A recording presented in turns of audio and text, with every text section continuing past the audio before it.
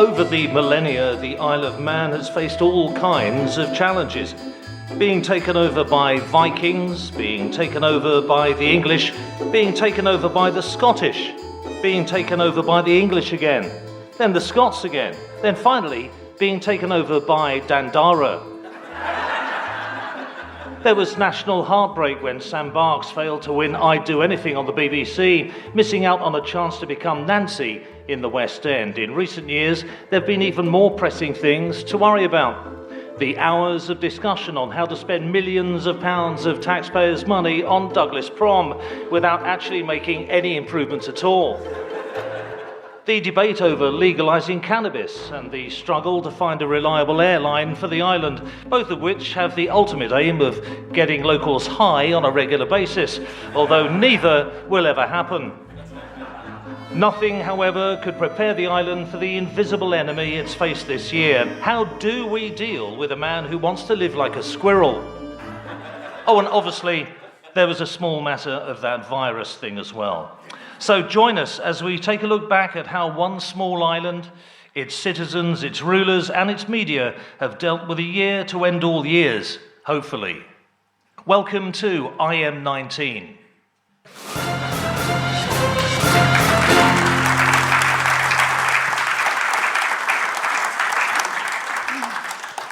And first today on the show, we have a disturbing report on the plight of some of the Manx residents who were forced to endure 2 weeks in a top hotel after returning to the island during lockdown. Many of them were coming back to the island directly from some well-publicised hotspots such as the Gold Coast, Lanzarote, Saint-Tropez and the Maldives. Let's join our local democracy and Paris skullduggery reporter Mickey Ernest, who has the story. Moramai. She'll be coming round the mountain when she comes. She'll be coming round the mountain when she comes. She'll be coming round the mountain, coming round the mountain, coming round the mountain when she comes. Right. Can you stop that, please? Stop it. Come on, we're not licensed for music on these trips, you know. You can do the actions if you want. Sit down, please, everyone. Put your seatbelts on like I told you to. What you've just heard there is a covert recording, made at huge personal risk, by one of the many internees being transported via a coach to what some people have called Comdits. It really gives you a sense of the terror and stark conditions which many of them had to face before they even arrived at what was to be their prison for several days full board. We spoke to Jack. Not his real name, though personally I prefer it. He told me more about the horrors he'd endured. We couldn't smoke, sing or drink for the entire journey. There was no toilet on board. How far was this? All the way.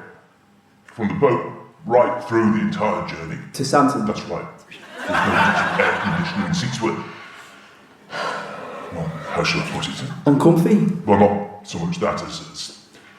Well... They weren't leather or sheepskin. And you were forced to sit on those? We were. The women as well. There was no standing while the coach was moving at all. We were actually strapped into them. Seatbelts? That's right. We weren't allowed to unfasten them until the coach stopped. But things were to only get worse for the inmates. We've also been speaking to Shirley. That is her real name, but never mind. Shirley was horrified when she arrived at the hotel and was shown to her bedroom. I took one look and I knew. I almost cried. Those pillows, they were real feather, not hypoallergenic. Did anyone offer to swap them? Well, yeah. They said it could take an hour or so while they got everyone checks in. Were you offered any food or drink while you waited? Nothing, other than the welcome fizz and canapes. Inmates at Comdits were then forced, or at least asked nicely by the hotel staff, to sit in their rooms for several hours with nothing more than a TV, Netflix, well-stocked minibar, packets of dry roasted nuts, salted nuts, chocolate bourbons, custard creams, English breakfast tea bags, Nescafe sachets, a kettle, Wi-Fi, complimentary newspapers and magazines, and a Gideon Bible for company. Some were so stressed, they actually took to reading it. Another inmate, who we'll call, John, also bravely recounted to me what he describes as psychological torture. On the third day, I think it was, they all just became a blur of box set binge watching and surfing Amazon Prime after a while. They came to my room with a tray and placed it on the table. What was on it? It was a supreme of chicken with tarragon, new potatoes, petit pois, baby carrots. But then... Do you want me to stop recording? No, I'll be alright. I want government to know. Then, without warning, the waiter, he poured out a glass of red wine. Red wine with chicken. Manx Radio has contacted the Comis Hotel's management, who've described the inmates as one of the most ungrateful groups of customers they've ever had. A formal investigation has been launched by at least one very bored MHK into a potential breach of the inmates' human rights. All of them have now been released back into the community. The long-term effect on their mental well-being, however, is still being assessed, though most of them have now lost the weight they put on. Beth? Yes? I've finished the report. Sorry, yeah. Mickey Ernest reporting. Oh, yes? Oh, sorry. Thanks to Mickey for that. And if you've been affected by any of the issues raised in this report, then you can contact the Department of Tourism directly. Or you can just read the ratings on TripAdvisor and make your own mind up. Well, tomorrow at this time we'll have another report from William Pitt the Younger on the socio-economic effects of lockdown on ethnic subgroups within a mixed Celtic Caucasian populace. But now it's time for... Where's hardly hiding history? Yes, I can give you a clue to an event from the last 1,000 years of Manx history, and all you have to do is guess which event it is. So let's hear today's audio clue.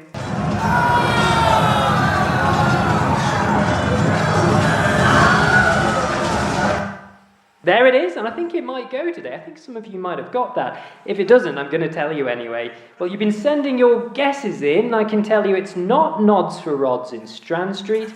It's not the Dog's Home. No, it's not Laxey. It's not the Positive Action Group meeting or Sarah's Cottage. Other wrong guesses, they include Hannah Bananas in Port Erin, the Grange Rural Life Museum in 1974, and Port St Mary Commissioners. Oh, hold on a second, Ben. Who's that on line 1? Oh, it's Mary.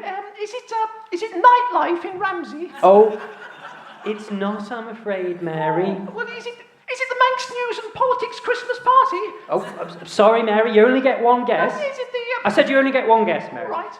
Well, I think I'm going to have to give you this one. Let's have it one more time.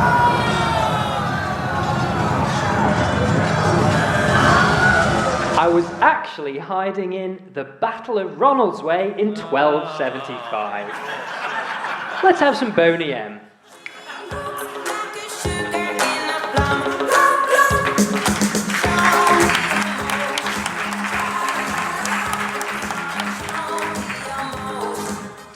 With so little happening during lockdown, Manx Radio's newsroom have had to work even harder than normal to find anything of any interest whatsoever to report on. Even then, this hasn't always been successful. The team has had to frequently fall back on its default strategy of simply making stories up. Although that's been made more difficult by the Department of Infrastructure, who've been providing news stories so ridiculous members of the public simply assume they're made up, even when they're true.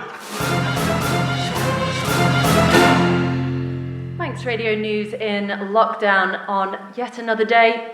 Though I don't know which, do you? Doesn't really matter anyway, no one's doing anything. My God, I'm bored. Or am I, Rhiannon? Whatever. Our top news story. Manx Utilities insists a new hosepipe ban imposed after 10 days of totally unpredictable, quite warm weather in May is the right thing to do. After a winter described by the Met Office as 35% more miserable than usual, the MUA said it was unreasonable to expect that springtime would be any better. Under new emergency powers, the ban, which came into effect as soon as customers started wanting water, means anyone found with a hosepipe can be fined, imprisoned, or executed by firing squad. It's been described as yet another U-bend by the government, who earlier in the year had advised residents to hose their dirty dishes down in the garden and flush their toilets over and over again in order to get the levels in reservoirs down a bit. The Water Board says the ban will remain in place all summer, regardless of the weather.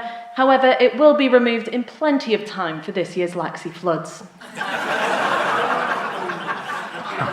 The new minister at the DOI says it's possible the redesigned tram line on Douglas Promenade may be on a flyover. Tim Bakerlight says the prom is already shaping up to be a multi-level development, with the road surface at all sorts of different heights. Inspired by a recent holiday on the Glangothlin Canal, Mr. Bakerlight says trams and horses could operate in a so-called aqueduct above the promenade, picking up passengers via a pulley and ladder system attached to lampposts. He reckons the best way forward for this so-called tram in the sky development could be to use the established DOI technique of just going ahead and building it without any prior consultation in order to save hassle. Ramsey MHK, Laurie Hoopinkoff, has tweeted to say he thinks the idea is bollocks and that being shat on by an airborne seagull is bad enough, never mind a horse. The Chief Minister has rejected claims that even after months of national emergency, the Minister for Home Affairs still has nothing of any use to say. Hashtag Howie Quayle was speaking shortly after Minister Graham Craig-Willis finally broke cover to host a press conference in which he stated, "You've all done very well." Minister Craig-Willis racked up his first press conference appearance following 850 appearances by Chief Minister Quayle, 849 appearances by Vice Chief Minister David Ashton under Lyme, 705 appearances by Education Minister Dr. Alison Wonderland, 612 by Treasury Minister Alfred Bazooka, and even a respectable 6 by the MHK with responsibility for Manx Knobs and dog poo, Jason Moorhen. Mr. Quayle says Minister Craig-Willis, who was handed the portfolio shortly before the pandemic, has been too busy learning how to read. Sorry. Too busy learning how to read government press releases in public. It's been claimed lockdown in the Isle of Man would have been achieved far more effectively if the Department of Infrastructure had been put in charge of organising it. The remarks came from Douglas East MHK Chris Robshaw Hotel, who said the department had been effectively hindering anyone from making journeys for decades with a minimum of effort and absolutely no consultation. Mr. Robshaw Hotel had previously apologised to the House of Keys for arriving 2 hours late for a sitting, which he said was down to not allowing enough time for a journey into Douglas from Onchan, despite having set off the previous day. And we've just heard a roads policing investigation into the new traffic layout at Governor's Bridge has concluded there is a high probability that someone could be seriously hurt. Chief Constable Gary Newman said following an investigation by a group of traffic officers, it was clear the person most likely to be injured was the knobhead in the DOI who came up with the layout.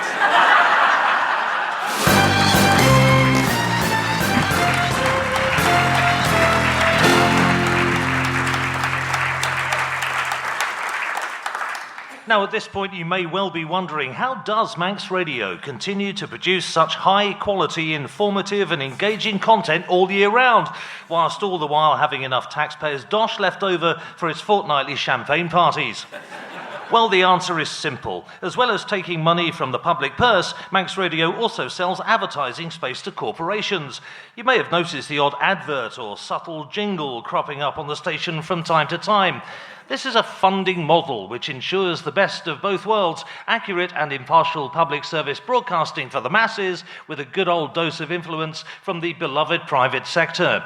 Let's take a quick commercial break right now. You have to go there and be locked up in quarantine. At breakfast they don't serve butter but margarine. 14 whole days, I think I might vent my spleen at the Comis Hotel.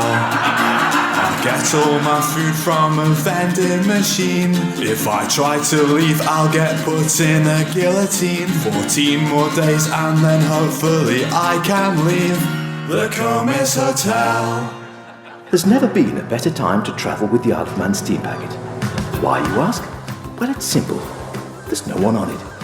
No kids, no yobs, no bikers, no music, no gambling machines, no queues, no cars, and no excessively loud films.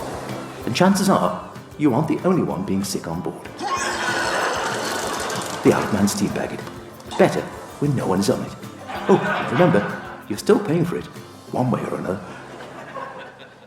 Oh, I panic bought all this stuff in March and now it's just taking up space. Tired of vital supplies taking up space in your home, garage or critical care unit? Fears of the apocalypse subsiding for the time being? Ready to embrace normality after months of stockpiling? Call Cameen's Scrap PPE. The only name you need when it comes to medical surplus. We'll get rid of your unwanted life-saving supplies with good prices on masks, bog roll, hand wash, ventilators and more. What will you do with all that PPE? Easy. We'll break it down and fill in the potholes. Good thinking, Cameen's. Now that virus is dead and gone, let's move on. Cameen's Scrap PPE. Call today and keep the virus at bay. Hello, I'm Colonel David Ashford. You may know me as the Health Minister, but what you may not know is I make delicious chicken nuggets. So come and eat at my new chain of restaurants, the DAHFC, David Ashford Hearty Fried Chicken in Welliston. Let's see what our customers think. David, how do you make it so delicious? The total number of confirmed ingredients is 246. 6,000 people have been with nuggets, with 28 waiting for an ashy meal. Struth, this chicken is divine. A real treat for the Great Manx public. Not everyone can be a cordon bleu chef, but you are, sir.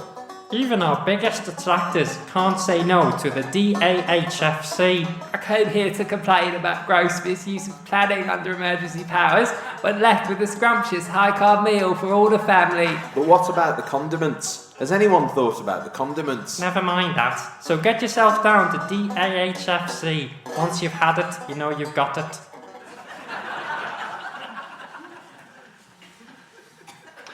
Welcome back to the Nation Station, where you're just in time for another gripping government coronavirus media briefing. This conference is being translated into teen by a member of the government youth branch, Jeff the Phoenix. Well, good afternoon, everyone. Well, go on, fam. I have some good news to impart on you all today. Got some mint, Jen. It's like, well, sick, buzzing, isn't it? I know how some of you have been complaining that the measures we've introduced have been, well, harsh or unfair. You think you've been snide again? Well, now I'm going to say something which should hopefully quell some of those criticisms. I'm saying you can, quit calling Howie, you pecking me head. Now, I know the weather is a little bit cooler today. Oh, it's well chat, innit? But from today, you may invite some of your friends and family members into your house or garden for a beverage. Yo, fam, you can come to McGaff and we can have a few bifters and a bevy, if you know what I'm saying. So I do hope I've made myself understood. Do you get me? And indeed, hopefully some of you can take some comfort from this latest progression in our policy. So, why not invite a couple of your homies around and just have a right old sit-off in your yard, G? Oh, Howard, you ruined it.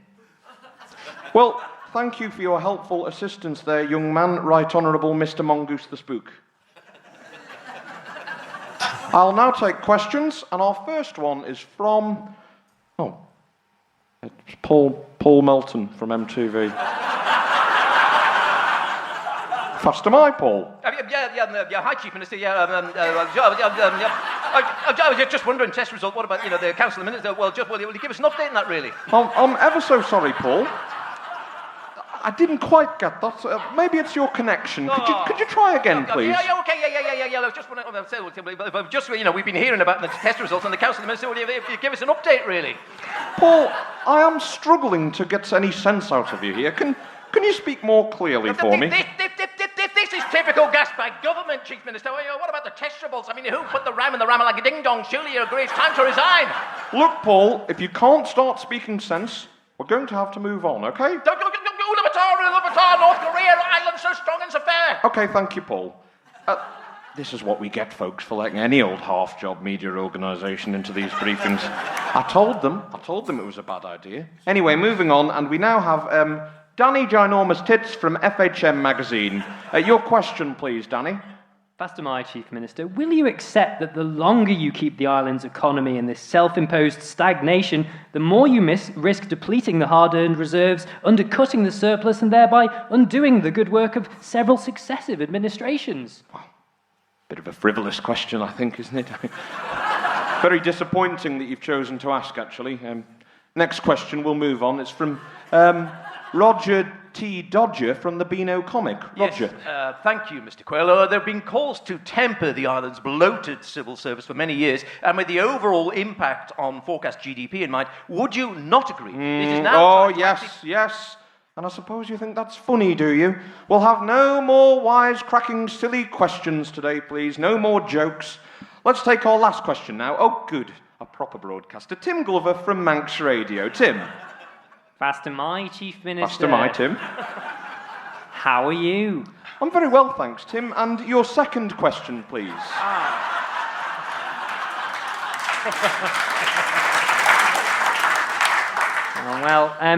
I was just wondering what your favourite thing is to have on your sandwiches. Well, thank you, Tim. That's a very good question, and this is an issue that the Council of Ministers has been looking at very closely in the last few weeks, and I can assure you it is corned beef.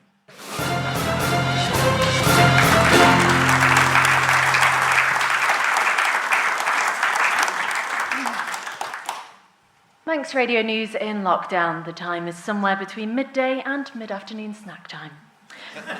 Our top story this hour. A bid to make helmets compulsory for cyclists has won support in the House of Keys. The government said an increase in the number of bikes on the roads were now proving a real annoyance to motorists, and if they were going to wind car drivers up like that, they should really expect to be knocked over. The Infrastructure Minister, Tim Butcher, said cycling's growing popularity was due in no small part to superstars like Mark Cavendish, who'd really put the island on the map as a nation of helmets. An amendment which would have forced all cyclists to wear day-glow pink lycra bearing the words "I'm a massive Walter" also passed. There was a surprising decrease in car crashes during March and April, according to the Manx Police. Police say they're awestruck at the sudden drop in the accident rate over lockdown, which came with a similar shock fall in crimes, including bar fights and pig rustling. Speaking at a press conference, Chief Constable Gary Bergerac said he couldn't comprehend why not having anyone out driving caused such a drastic decline in collisions. He added he'd be putting more officers out on the roads just to make sure they weren't missing any. Talks are ongoing to create an air bridge between the Isle of Man and Syria. The Middle Eastern nation has been fighting a bloody civil war for almost a decade, but just like the Isle of Man, Syria has remained largely COVID-free due to a lack of tourists wishing to visit the country. It's hoped direct flights between Ronaldsway and the disputed territory of Aleppo can begin soon, with Syrian Chief Minister Bashar al-Assad saying he's looking forward to welcoming the first plane full of Manx tourists, if God wills it. There will be some security checks at the border due to fears in Syria that an influx of Manx travellers could bring chaos to their otherwise peaceful nation. And in sport, the Isle of Man's new national football side has pulled off a stunning victory against none other than Liverpool FC. Yes, would you believe it? FC Isle of Man took on the Premier League winners in a pre-season friendly at the Bowl last Saturday. Luck was on FC Isle of Man's side as the game got underway, as due to coronavirus travel restrictions, the entire Liverpool squad was still self-isolating at the Comas Hotel for 14 days. That gave FC Isle of Man a clear run against the Reds, with the Manxies going on to score an incredible 84 goals in 90 minutes against the playerless Liverpool. There was an own goal early in the second half by Pulrose striker Jamie Dangley, who forgot they were playing the other way. But ultimately, the thrilling game ended 84-1 to the Manxies. FC Isle of Man's next fixture is against Manchester United away at Old Trafford on the 15th, but with travel restrictions still likely, both teams have agreed to forget it and call it a draw.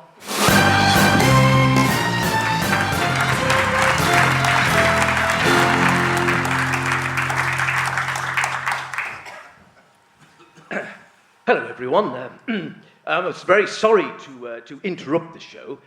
My name is Neville, And I was wondering if you could just spare me just a couple of minutes of your time. Would that be all right? Don't overdo it. Oh, bless you all. We were just down the Legion Club a few moments ago, and everyone told me to what was it? Oh yeah, get fucked. However, you all seem like a really lovely, generous bunch of folk, and the folks at the Centenary Centre said, well, they'd be more than happy to blow a tenner on a night of so-called entertainment, all in aid of, what was it in aid of? Oh, this! Dump. Dearie me. And all they had to do was offer you some out-of-date Bush's beer. Excellent. Well, since you have all the money to piss up the wall, I'm here with an appeal. We have set up a new benevolent organisation, you see, to address a problem which has been making life very difficult for some poor souls during the lockdown period. Now, some of the people who have come to us have faced such hardship, and we just want to help them, we really do. So I brought one of our service users along today. Maybe he can tell you more about some of the struggles that he's been through. This is Chris Thomas, everyone. Say hello, Chris. Hello, everyone. I think I recognise some of you here. Residents of Central Douglas, perhaps. Hello. Oh, I saw you at the bank's gas. All right, Chris, all right. It's okay. You don't have to canvass in here. This is a safe place. Now, tell the people what it is that's happened to you. Okay. My name is Chris, and up until coronavirus came along, I had a successful job as the Policy and Reform Minister in Howard's cabinet. I used to get invited to all the nice lunches, and Alfie would let me sit with them at the big boys' table. I felt like I had everything. I didn't have to worry about anything like small-time constituency issues or any of the problems ordinary people had. All I cared about was where my next bit of legislation was coming from. Now, Chris was actually suffering from an addiction, weren't you, Chris?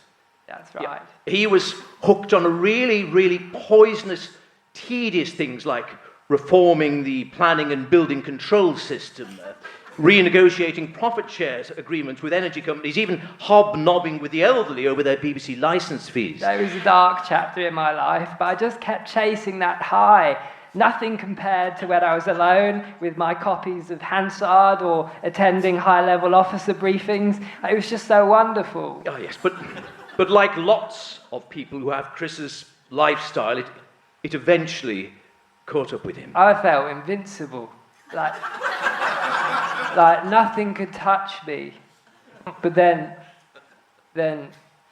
Go on, Chris, go on. There's no judgment here. I don't know what I was thinking. I voted against the Council of Ministers.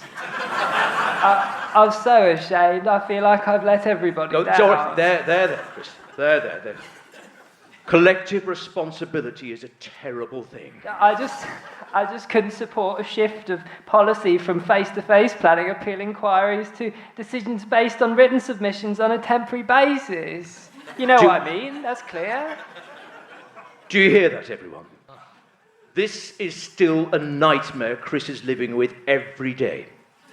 Because that's what addiction can do, to be so invested in tedious, pointless minutiae that would make any normal individual want to scratch his own eyes out with a biro.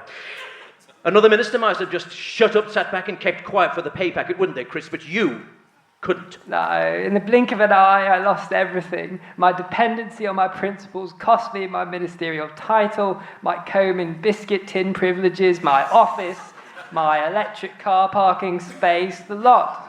When we found Chris, he was living destitute. That's right. He'd been reduced to the life of a Keys backbencher. It's awful. Attending requisition meetings about roadworks, fielding phone calls from constituents in council houses. It was just awful for him. To be fair, I actually love requisition meetings. Shut up.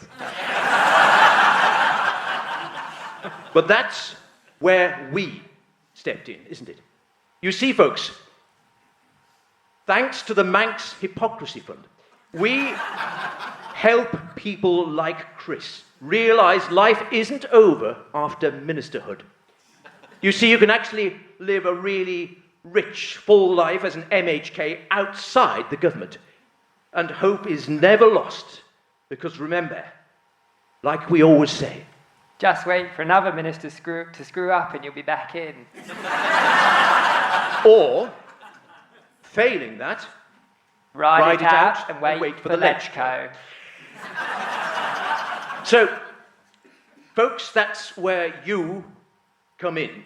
For as little as £200 a month, you can ensure that an MHK like Chris is supplied with clean, refreshing Perrier water to drink, has someone to press his trousers, and doesn't have to eat any of the cheap crap that they serve in the Timmel canteen. Your donations actually bought me this entertaining games console, so I don't die of boredom during sittings of the Keys when I'm not involved, which is mostly all the time. And, of course, you can agree to sponsor an MHK. They'll write to you every month to tell you what they've been up to, and... Oh, yes. So, this month, I've been... all right, Chris, all right. There's no need to put them off. Okay, sorry. So remember, folks, sponsor an MHK. You can get a small, cuddly MHK to keep for yourself.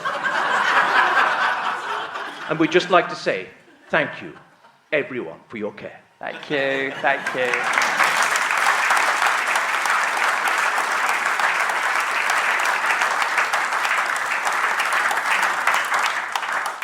Due to the restrictions, this year's Timmel Day celebrations have been cancelled, but the day itself continues as it has for the last 1,041 years, with many of the same people who were there back then still playing a part.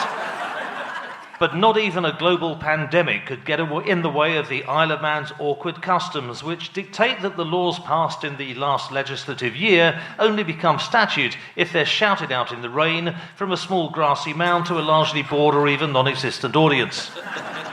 We can join Whispering Johnny Moskins now, live at the ceremony.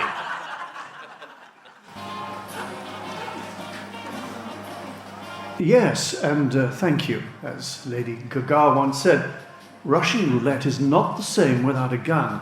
And baby, when it's love, if it's not rough, it isn't fun. Well, it's not been much fun for the Timmel Organising Committee of late, but it seems it is love. Since news broke that most of the proceedings had been cancelled here at St John's, the crowds have been streaming in. The grandstand, a cycle from the old one on Glencrutcher Road, of course, is packed for the first time in recent years, with hundreds turning up, safe in the knowledge that they won't have to sit for hours just watching people in ill-fitting dress suits walking up and down a path strewn with weeds. But despite the stripped-back proceedings, a few MHKs haven't been able to resist the chance to turn up and show up to the adoring crowd. They're taking the chance to strut their stuff, doing their best silly walks towards the hill. Now, here you can see the MHKs of Greba and Yarber doing a crab fashion in honour of the great Manx crab. Splendid stuff, gentlemen. The crab really lapping it up here at St John's. What are these lot up to? Oh, yes, it's a one-legged hopping display in aid of the Manx Amputee Society. Elsewhere on the Fairfield, many of the children, who are usually force-marched up the road from Peel, have turned up today, but are just milling around, smoking and enjoying themselves, which is nice to see. Watch out for this chappie. That's the MHK for Smale and Jerby West limbering up. He's trying to set a new world record in the Chapel to Hill sprint. Certainly on for new PB here. What's happening here now? Oh, it seems to be one of the members is reprimanding the children. Is he... Oh, never mind that. No, he's been won over by the youths and a rather suspicious-looking cigarette. Oh, well, would you look at that? They've even got him dancing along to the brass band. Fantastic. This is certainly shaping up to be the busiest, and I must say, with the removal of so much of the formal aspect of the day, happiest Timmel Day since 1979. and we'll have to pack it in there. They've just spotted us filming. Oh dear.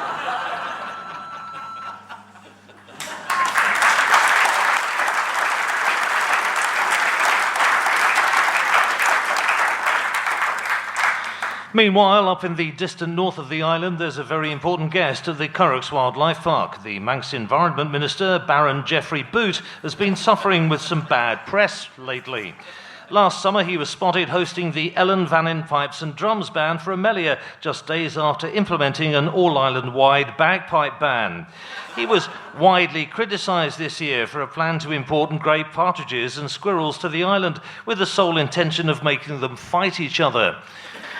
In an effort to clean up his tattered image, he's arranged a ministerial visit to the wildlife park to see the hard work they undertake in conserving endangered species for people to gawp at through glass. Thank you so much for coming to visit, Minister. It's such a pleasure to show you around our little wildlife park. Oh no, please, no need to call me Minister. Just plain old Baron Geoffrey will do, or Lord, or your Lordship, or something like that. Okay, Lord. That's it, a very distinctive aftershave you're wearing. What is that? Oh, this is just my everyday cologne. I had it made out in Swaziland. It's the horn of African black rhino. That's a very endangered species. Precisely. Adds to the fun of hunting it. Well, we here at the Curraghs are firm believers in conservation. A noble cause. I am something of a conservative myself. And, of course, having more rare animals means we won't run out of them when we need to kill them for pleasure. Oh, indeed. Well, these are our new silvery gibbons. We had them here on loan from the island of Java. How darling. Look at them. Hello there, hello. So how much? Oh, no, they're not for sale. Oh, do be a sport. I'm in need of some new housekeeping staff, and they look like they'd serve an excellent afternoon tea. I'll give you 20,000 each for the pair. Let's move on, shall we? These are our lemurs. Aren't they just so cute? Yes, they are rather dashing. That lemurs, that reminds me, my niece is having a birthday this week, and she's after a new sort of, what should I say, winter fur hat. A couple of them would do a trick. I don't think so, Minister. Oh, please, they just look darling with her wallaby fur coat. We really don't condone the killing of animals for sport or pleasure here, Minister. Well, what about pest control, the likes of vermin? Well, those would be slightly different circumstances. And do you know, we had an awful problem with pests in my constituency of Peel recently. Oh? Yes, this damn dolphin kept swimming into the bay, disturbing the fishing fleets, which I'm working so hard to support, don't you believe it? And kept bringing her offspring with her as well. Please don't tell me that you shot the dolphin.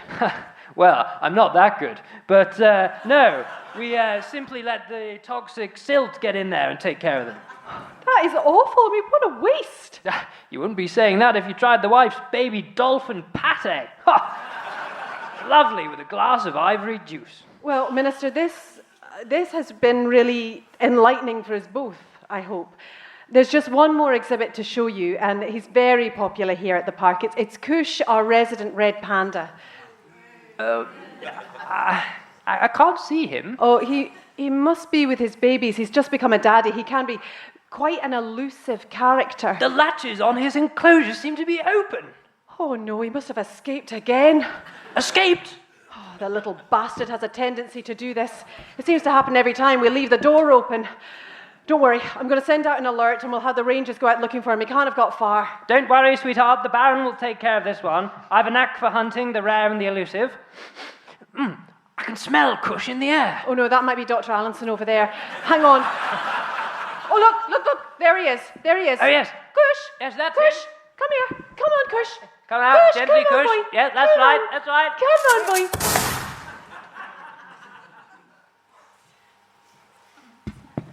Geoffrey, you've just killed our red panda.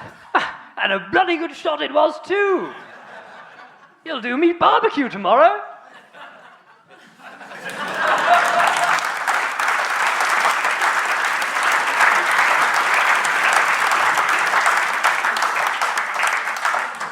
Now on Manx Radio, it's time for a choice of listening. Not much of a choice, admittedly. Either retune to FM for more of the same old shite, or here on AM we're heading live, or at least live-ish, to the Tynwald Chamber for today's debate on whether there could possibly be any racial discrimination within our middle-aged, middle-class, predominantly white Tory Manx political system and broader community.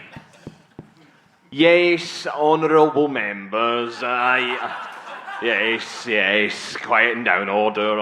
I must stress that in this very important debate today, that if I detect even a single note of inherent racism, implied or unimplied, then that member will be immediately asked to leave the court. Is that understood, honourable members? Understood, President. First to speak is member for the Ledgeco, Miss April, May, June, July, August Hanson.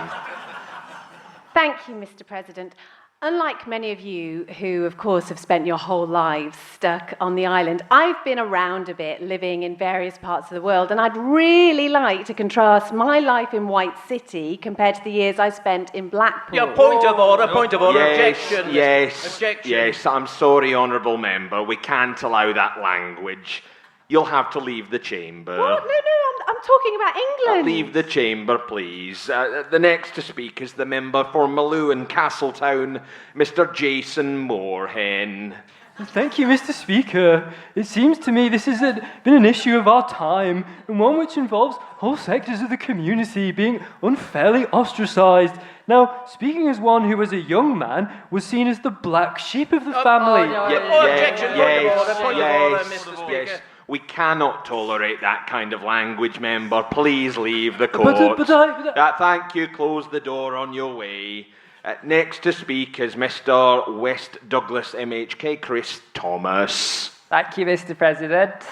As many of you know, I'm university educated, not just a poxy shopkeeper or a pharmacist or a former farmer or a postman or well-known community figure. And as such, I'm particularly well-read. Point of order, Mr. President. Yes. I'm sorry, honourable member. Your use there of the word red, that's clearly derogatory to our Cherokee, Apache and Navajo communities on the Isle of Man.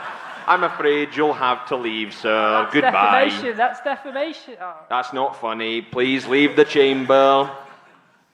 Next to speak, the Honourable Member for Council, Jane Pooled Resources. Thank you, Mr. President. I believe we can hardly be surprised by the fact that we're having to have this debate today. I mean, it's not like the issue has come out of the blue. Oh, point of order. Yes. I'm afraid that could be seen as being anti the island's Inuit community. Oh, for fuck's sake. Yeah, language now, honourable member. Please piss off now out of the chamber. Next to take the floor, Mrs. Kane. Well, Mr. President, this really isn't a grey area. Ageist, Mr. President, ageist. Yes. There'll be no grey speak here. Out you go. Next, Douglas East member, Mr. Rob Shore Hotel. Thank you, Mr. President. Now, I'm not going to drone on interminably as I usually do. I am going to keep this very short. And I'm sure we'll be tickled pink, honourable member. Objection. For what? Overruled. So, Mr. President, one would like to think our open and tolerant multicultural society would indeed make other jurisdictions green with envy. Yes, Minister. This could be viewed as discriminatory against our non-human Martian friends in the community. You'll have to leave, I'm afraid. And actually, you're the last one out there, Mr. Rob Shore Hotel, so please will you turn off the lights? Well, honourable members and those of you in the gallery, I think this has been a most successful Keys debate.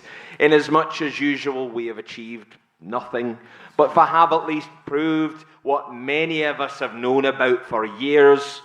To discriminate based on the colour of one's skin makes you, to quote the Lord Bishop himself, a complete bell end.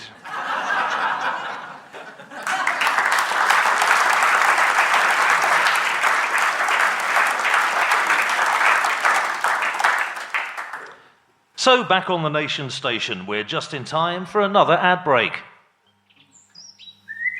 Jeffrey? Yes, my love? Are you looking after the island's national bovine herd properly? Oh, cows, yes, my love. What about the pasture? You haven't set fire to it again, have you? No, I promise there's no grass smoking going on anywhere around here. What about the ovine herd? Are they fully compliant with our rules? They're following like sheep, my love. And the little ones, are they ready for the markets? Yes, my love, like lambs to the slaughter. How are the pigs doing? Are the boars doing their job properly? Making bacon, yes, my love. What about the environment? You're making sure the Manx bird life is thriving in our countryside, especially those lovely little yellow, black and green birds with long tails. Yes, my love, I'm always on the lookout for great tits. I'll get these friggin' windows fixed then. That was the latest government COVID-19 briefing given today by the Minister for the Department of Environment, Food and Agriculture. Oh no, not again. That Tommy next door really ought to improve his left foot. Don't worry, the storm did the damage last time and it's easy to sort it out. Look, I'll call him over. Tommy! Tommy! Yes? Can you come here, please, sweetheart? Oh, okay. What's the point in this? He won't be able to repair the glass, will he? Now, Tommy, you know when you're kicking with your left foot? Yes? Well, don't do a toey like this. Line up the ball on the inside of the foot and swing through on target like this. So it stays in your garden, and that way no one will get hurt and we're both happy. Got it? Yes. That's great! If you've got some smashing children next door, invite them round and give them a good old-fashioned kicking. They won't be smashing anymore. This is a public announcement from the operators of Isle of Man tramways. Will members of the public please refrain from waiting for horse trams on Douglas Promenade? There aren't any for another year, and you could either die from hypothermia or get knocked down, particularly if you're standing in the northbound carriageway. And please, don't feed the horses. There aren't any on the prom currently. Anything spotted there with slightly shaggy hair, panting and smelling a bit sweaty, despite only working for 2 hours a day, will actually be a workman on the prom development scheme. Whilst they are happy to eat polos out of your hand or accept free drinks, please don't encourage them. They're around 18 months behind schedule as it is. Before we leave the world of IM19, we have a very special treat for you all. It's another government press conference. Despite life on the island having gone mostly back to normal, our friendly overlords have deemed it necessary to let the public know that all is well, and they're still busy making sure it stays that way. Today's conference is also being streamed live on Facebook, Twitter, Instagram, Snapchat, TikTok and Pornhub. Well, good afternoon, everyone, and thanks for tuning in to episode 2364 of our Isle of Man Government Press Briefing Conference Briefings. Do be sure to stay tuned until the end, when we have a very special musical number from the Nobles Hospital Intensive Care Unit Gospel Choir. Before that, though, I'm joined by the Health Minister, David Ashington, who will give you the latest figures. Thank you, Chief Minister. The total number of confirmed tests is 2,568. There are 4 people waiting for a test and 11 people in the GUM clinic with a weeping chappie. There are currently 57 varieties of hinds, 20 shillings in a pound, 8 furlongs in a mile, and 0 active cases of COVID-19. Okay, thank you, David. Now, because David has been such a polite and well-behaved young man, isn't he? Lovely, isn't he? You know, we're going to let him do the shout-outs today. David. Thank you, Chief Minister. Yes, I know you have your Howard's Heroes, but these are my Ash Lickers. Our shout-out today goes to the hardest working doctor I know. That's right, it's Dr. Pepper. For keeping us all refreshed to the max during the press briefings. New Dr. Pepper, available in all good stores. Cheers. Save that one for later. Well, thank you, David, and thank you, everybody, for listening. Allow me to leave you, if you will, with some words of chief ministerial wisdom, because I know you all love them so much. As the late, great Biggie Smalls once said, "Shit, don't ask me, I went from ashy to nasty to classy," and I couldn't have put it better myself. Maybe it was the efforts of you, the great Manx public. Maybe it was good fortune.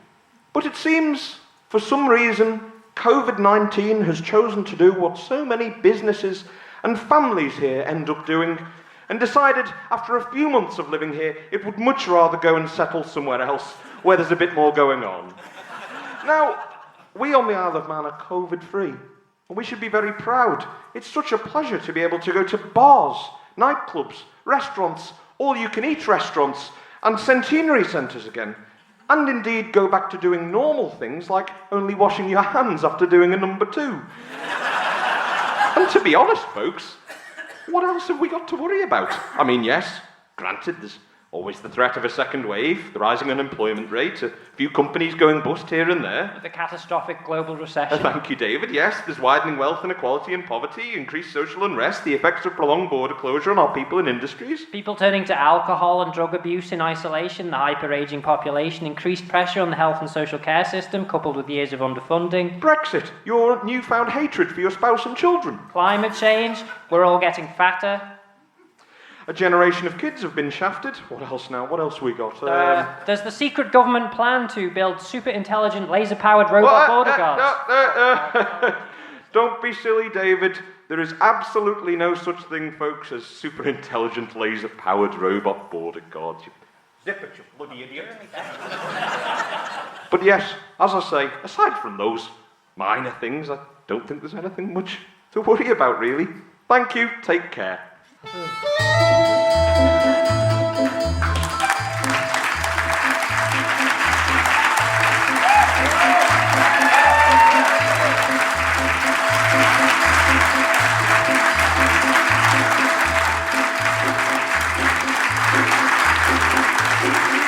IM1 was a Four Wise Men production recorded for Manx Radio at Peel Centenary Centre.